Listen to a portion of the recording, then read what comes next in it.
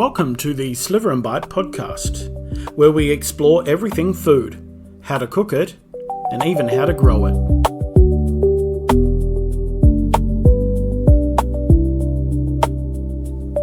Today we're talking Thai red curry, an extremely expressive dish with the warmth of the chilies and the smoothness of the coconut milk. And when you take that first bite, if you know, you know. There is such a number of complex ingredients that go into a Thai red curry that play so nice together, your taste buds just don't know where to settle.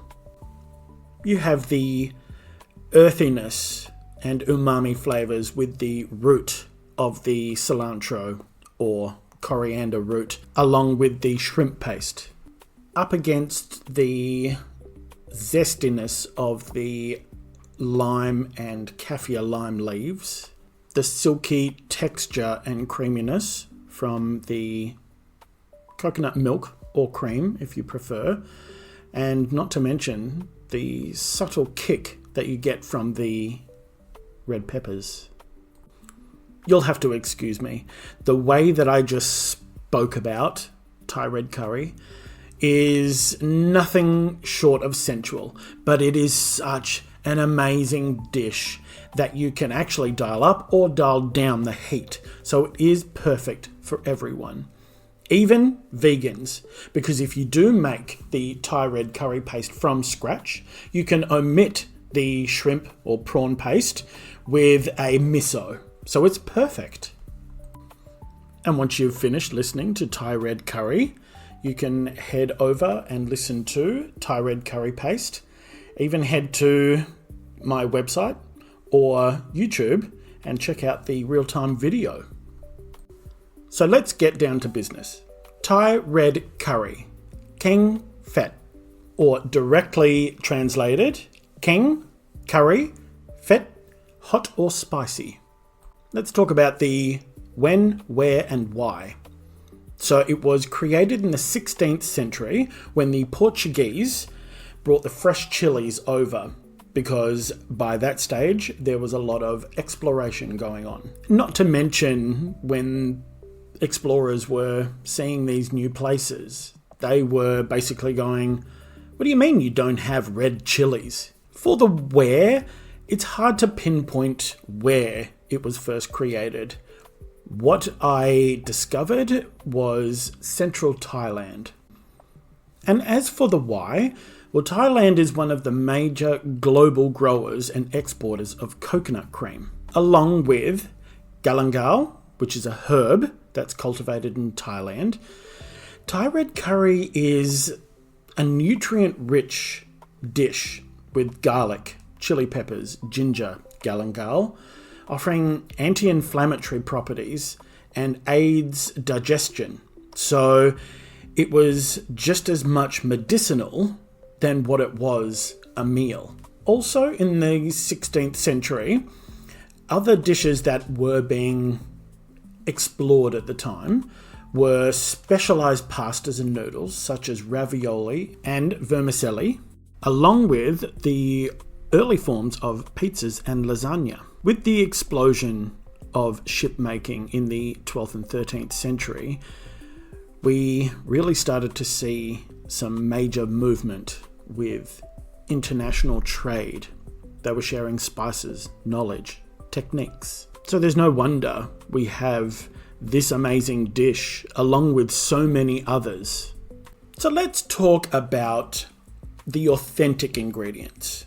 When it was first formed, we are talking full fat coconut milk, fish sauce, palm sugar, chicken, Thai basil leaves, kaffir lime leaves, bamboo shoots, eggplant, and or green beans, along with the Thai red curry paste, of course. There are so many interpretations of Thai red curry. Some like it thick. It is supposed to be served relatively loose, a little watery. But here is the key to cooking. It is an interpretive medium. So however you like it, you can change it to suit your palate, your needs, your dietary requirements. And don't let anyone tell you otherwise. I get plenty of people on my YouTube channel saying, that's not how it's done. You should have done this. I don't think you can cook it like that. Well, I'm here to tell you, this is the way I cook it, and that's the beauty of the internet. There are plenty of recipes out there. I take more of a gluttonous approach to cooking. It sounds terrible. However, I like rich, full-fat, tasty food. There's no point putting so much effort into cooking something decadent if you're not going to have the full cream or the butter. Why cut corners? Now that I've addressed that, let's talk about Sliver and Bite's ingredients. I have chicken breast, baking soda, and that is to velvet the chicken breast. I'll touch on that a little later. Coconut oil, palm sugar, garlic, ginger, lemongrass, fish sauce, lime juice, chili with the seeds, and that's fresh chili with the seeds, kaffir lime leaves, bamboo shoots, Thai basil leaves, of course the red curry paste, full fat coconut cream, and salt to taste. You may not need the salt because you've got the fish sauce in there, which usually takes care of the saltiness. And here at Sliver and Bite, we do love a good garnish. As you can see in the cover picture, I put in some shaved shallots, which I use a potato peeler, so they're really nice and thin, some fresh Thai basil leaves, lime juice, and some fresh chili. Comparing the two ingredient lists, I've almost doubled what the original had. The reason I do that is because I make my own chili paste. What I'm doing with the additional ingredients is further enhancing that paste. So I'm drawing on the ingredients that I put into the paste and amplifying it in the curry. So let's talk method. It's important to activate the flavors. You can basically throw all of this into a slow cooker and bring it to the simmer and it'll taste great.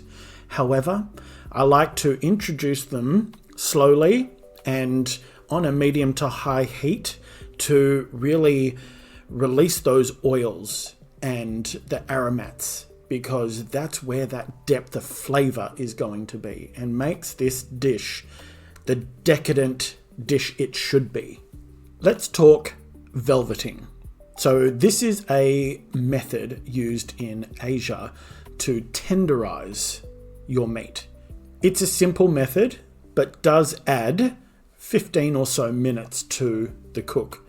So you will chop up your chicken, you will place it into a bowl and add in some baking soda. You'll massage that through, cover, put in the fridge for no longer than 15 minutes. Otherwise, it will literally turn to mush because what it's doing is breaking down the proteins. And if left too long, you'll find it hard to wash off the metallic taste. Once you pull it out of the fridge, you are going to run your faucet and it will be as cold as it can be, and you'll actually wash off the residue, essentially. Then you're going to want to pat that dry. I have tried it on paper towel, but the paper towel, unless extremely high quality, sticks to the chicken. So I just use a clean tea towel. Once that's nice and dry, you can put your coconut oil into a heavy based pot. I use coconut oil because it keeps within the theme of the dish. You can most definitely use vegetable or canola oil, but why not enhance the dish if you're able to? Now, I only cook the chicken until it's roughly 80% done and put that off to the side. It will, one, continue to cook just with the residual heat sitting off to the side, and you're returning it back to the heat and simmering it in coconut milk.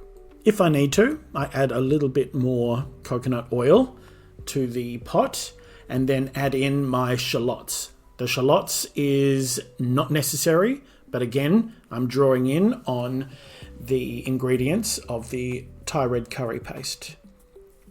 Cook that off until they're translucent, then add in my grated ginger and garlic. I'll cook that for no more than a minute just to release the flavor profile, and then I'll add in the chili paste. I'll cook that off for no more than 30-40 seconds. Then I return the chicken, put that in for no more than 30 seconds because we don't want to overcook any of the ingredients or, God forbid, burn them. Now I pour in my coconut milk and start to bring that to a gentle simmer. While that's coming to a simmer, I put in the kaffir lime leaves, the bruised lemongrass, because we will be retrieving the lemongrass out. So all I use is the pestle just to split the lemongrass. That way it'll make it easier to permeate through the dish. I have this simmering on the lowest setting possible for 30 to 40 minutes. Once cooked, you can leave on the stove until you're ready to serve or prepare to put into the refrigerator or the freezer. I certainly can't help myself. I definitely need to have a small dish or dinner that night when it's freshly cooked. However, it does get better with age. You can have this in the fridge for up to 4 days. Right, we're at the tail end of the podcast, and this is where I have my tips. You are going to want to use an authentic coconut milk or cream. I do go the milk because it does slightly thicken. And what I found is that I had to add milk in because the cream was much too thick for the amount of time that you actually have it simmering. And there are so many versions, variations of coconut milk or cream out there. Just recently, I saw an image and there are mainstream grocery stores that are selling coconut milk that only contain 50% real coconut milk. So what would be best practice is to go to an Asian greengrocer. At least there, you'll find some of the ingredients that you wouldn't be able to find at a regular grocery store, and majority of the time, you're supporting local. My next tip is you can actually change the protein. So it doesn't need to be the original chicken that goes into it. You can actually change it out for duck or beef. Beef I've not tried. However, tofu for that vegan approach, aces. I've mentioned it before, but it gets better with time. So make sure you leave it in the fridge for a few days if you are then going to freeze it, which then feeds into my next tip, which is it is great for meal prep. Not only for the week, not only for dinners, but also an office lunch. And you can have this meal frozen for up to 3 months. My next tip, while controversial, is that you can bring any ingredient you want into this dish. The last time I cooked it, I had green capsicum or bell pepper go into it. It's up to you. It is your taste and your dish. And lastly, it's two that I've already mentioned before, but originally it was more of a soupy dish, so it was a little looser than the thick curry that you may be used to. And also, you can make this a vegan dish by changing out the protein, and if you do make the curry paste from scratch, you omit the shrimp paste and put in a miso. Thank you so much for listening to this episode of the Sliver and Bite podcast. You can head to sliverandbite.com.au to check out this and so many other recipes. Please don't forget to like, subscribe, and leave a comment. You can also head to YouTube and find me at Sliver and Bite TV, where you can find real-time cooking tutorials and cook along with me. And just remember, if I can cook it, you can cook it too.